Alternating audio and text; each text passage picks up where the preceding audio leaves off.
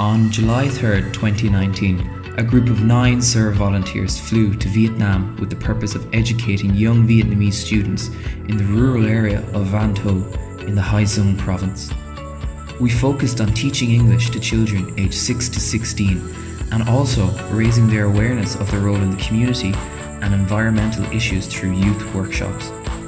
We offer them opportunities to partake in extracurricular activities such as sports, music, art and dance. As SERV volunteers, we aim to educate ourselves on the country's awareness of sustainable development goals.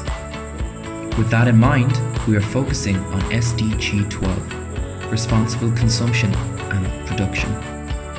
In order to achieve economic growth and sustainable development, we must urgently reduce our ecological footprint by changing the way we produce and consume goods and services.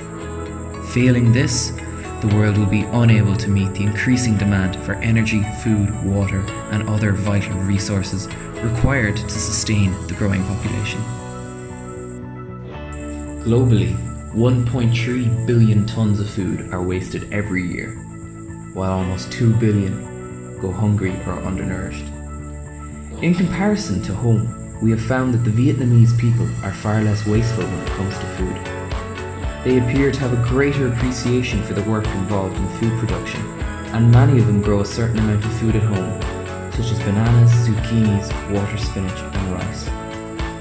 We spoke to the chef who cooked our meals to gain an insight into local food production and waste.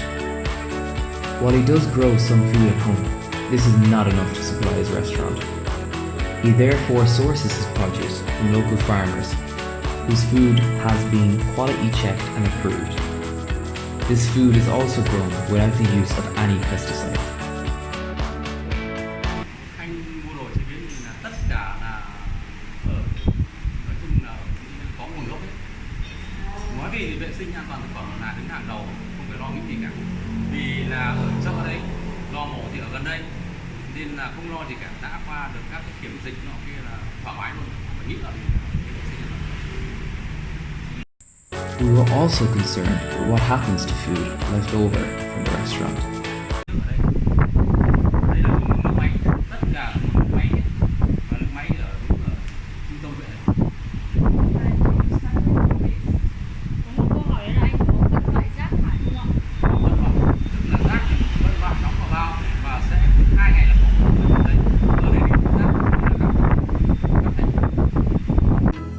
On a larger scale, Vietnam is the world's third largest producer and exporter of rice.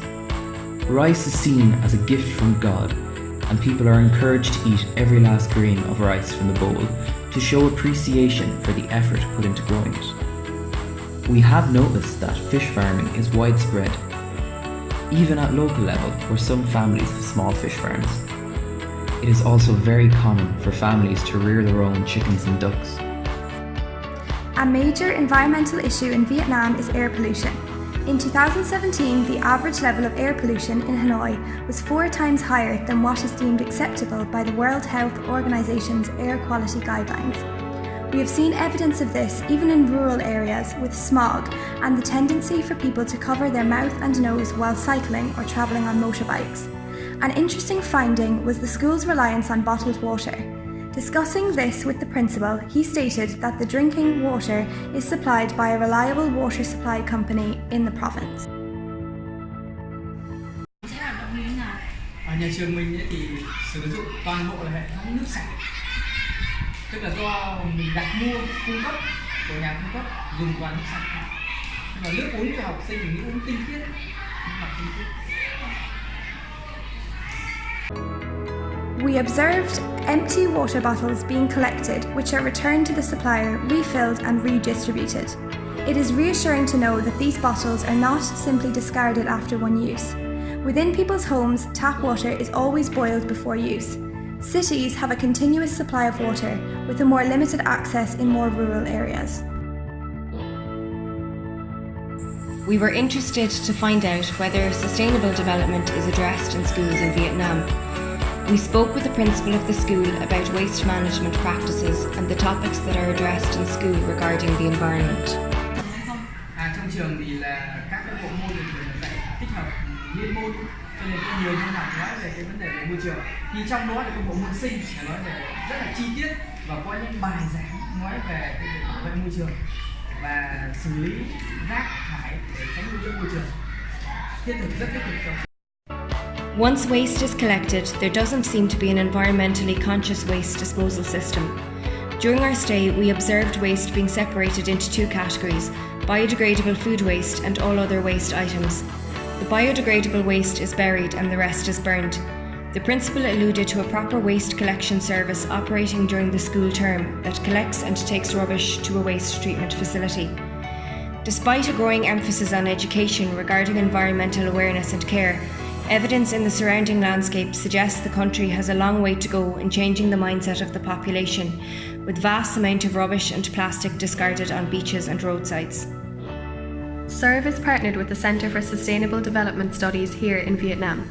We are part of a global exchange programme which brings international volunteers and involves them in various projects that include teaching English, caring for disabled children and building school facilities.